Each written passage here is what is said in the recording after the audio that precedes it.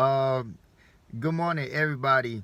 I just wanted to share my thought on the ES and Prince Ayoko issue in Ghana. As an African, I try to be fair because I live in America and Africa, so I feel like I'm a little positioned to have a more balanced opinion. Cause you know what I'm seeing here is that Prince Ayoko is not right and he's not wrong.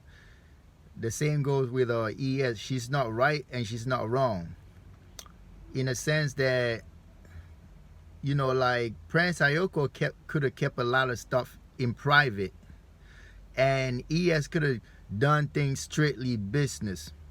I believe they had a really good plan. If they had just stuck to that idea that they had to create this micro village and help people heal, I think ES would have been even way bigger than she is now, because these were really good concepts. A lot of people coming from America to Africa, they're really coming with good business and good community help concept.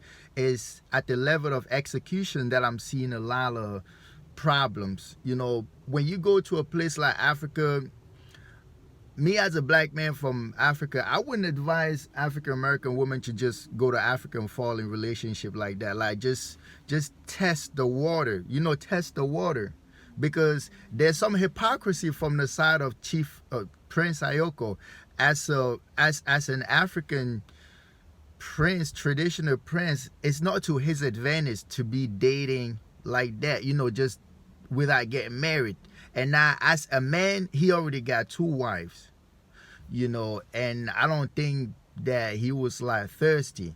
He could have just concentrate on the relationship that he had with his 2 wives, which is enough. If you ask me, 1 woman is enough. 2 is extra. The 3rd one, in a kind of illegitimate way, is too much.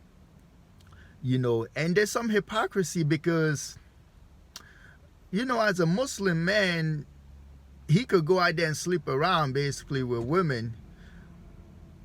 But if you are a Christian man trying to sleep with their women, they got issue with that. So that just don't seem fair to me. For ES on her part, she should have just done business. She shouldn't have gone there and trying to sleep around with nobody. She could have. I would even advise that she be with an American for the moment until she really understand the culture she finding herself in. I would advise African dude in the same way. I will advise African American dude, African American girls in the same way. Don't rush nothing. I know, like, all this repat movement, it seemed to me like to be more of an emotional move. I would say even when you go to Africa, don't just buy land. Land is real estate. When you buy land, they tie you to one spot. Look around for different ideas, because we want, like, when people come to Africa to succeed, it's good for Africans, it's good for Americans. The 2 people got a lot to share. Don't go to Africa like you're trying to help people, because, man, you're trying to help people, you're going to find a lot of hungry mouth in Africa. You trying to make business and make things grow, you're going to find a lot of opportunities. The light tend to shine where you put your eyes at. Like, even when it's dark and you concentrate in one spot for a long time, you start seeing things that before you were not seeing. It's like your eye adapt to the darkness and start seeing things. So if you go to Africa, you focusing on the bad stuff, you're going to see the bad stuff.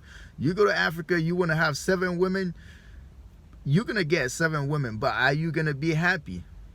You know what I'm saying? You go to Africa, you want to start sleeping around with princes and chiefs and stuff like that. Believe me, you're not going to be happy, because the cultural structure in a lot of these chiefdoms, it's not really, it's not compatible to a lifestyle of just sleeping around. Because right now, Chief Ayoko, I could tell you, his reputation has been compromised.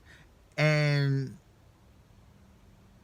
Prince and ES reputation has been compromised, when in fact, if they had kept everything private, man, things would have been cool if they had kept everything private. But I don't feel like they should have gone in a relationship with. ES has a lot of spiritual stuff, but she is a modern woman born and raised in America. She's going to be strong-minded. It's going to be very hard. I mean, very hard for an average African dude to deal with an American woman that was raised in like that independent mindset. I mean, just the flipping out would be hard for most African dudes, let alone an African prince that grew up in the village. where the women got her spot, the man got her spot. Just the fact that ES was running the show, building stuff like that. It's not too common in Africa to see a woman just, just steering certain projects, for better or for worse. Women have their things that they run, like they got their farm, they got business, but it's uncommon to see a woman being very imposing. ES was a very independent woman, and I don't think that being in a relationship with these chiefs and stuff was the right idea. Just because of compatibility issue, not because the two wouldn't like each other. It would just be different energy. Yeah, so that's what I gotta say concerning the whole situation. I don't think ES was wrong. I don't think Chief Prince Ayoko was wrong. None of them was wrong. None of them was right. But they could have kept everything under the rug and stay away from sexualizing business. Just don't sexualize business. It tend to mess things up. It's a lot like a lot of guys that got like a secretary. They got a secretary and they start sleeping with them. Sooner or later, the wife finds out, the business go down. So many people are hurt, man. Love is good, but man, the wrong love could take you to your grave. So I wish I see Prince Ayoko is trying to do a lot of great things. They all have one thing in common. They want to achieve great things for others. You could just see the love in their eyes. You could see Prince Ayoko. He's a people's person. ES, she's a people person. She really want to achieve things. So I would like African American going to Africa to really connect, with the people when they want to, when you want to do project. Don't rush nothing, because I feel like a lot of repatriating in Africa, it's been done emotionally. Don't do that shit emotionally. Do it strategically. Don't go to Africa out of hate for America. Go to Africa out of need to move to the next level. Like, forget what you're going through in America, because if you just been driven by that means America is holding you back. Don't do that. And when you go to Africa, you don't like certain things, man, steer away from it. Africa should not be dragging you back. Like, when you go to Africa, you should be finding an environment where you can make change. So when you go to Africa, don't let yourself be held hostage by certain differences. You understand what I'm saying? Just like I said earlier, focus on the stuff that will take you somewhere. Just focus on what you want. And if it don't work, don't feel bad. Just get a plane ticket, move out. Or you could live both. I feel like the better type of repat is where you got like structures in Africa and structure in America. Because this United States, man, a lot of black people bled for the black man to be where they are today. And there's no reason to just pack and leave it. No, you can't do that. Man, if you gotta strap up, you strap up, dog. You don't just give up on stuff that like ancestors helped build. But at the same time, it's a blessing to know that if shit was really to hit the fan that bad, I don't think it's gonna hit the fan that bad, because I feel like black people got allies all over the world, man. There's like more than the billions of us. This planet is full of us, so we good on that. I really don't have no issue with no race, man. I feel like we could just get along. But anyways, on the ES thing, I really wish her well in the future. And the same with Prince Ayoko. I believe that, man, these guys, they really have certain wishes. They have these great ambition for their people.